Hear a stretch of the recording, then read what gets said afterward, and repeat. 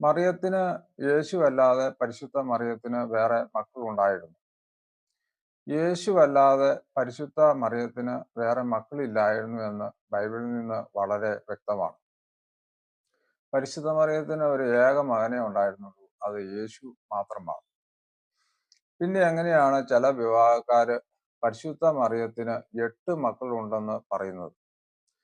എങ്ങനെ നമ്മൾ ചിന്തിച്ചാലും ബൈബിൾ വെച്ച് പഠിക്കുമ്പോൾ പരിശുദ്ധ മറിയത്തിന് ഒരു കാരണവശാലും 8 മക്കൾ ഉണ്ടാവില്ലല്ലോ.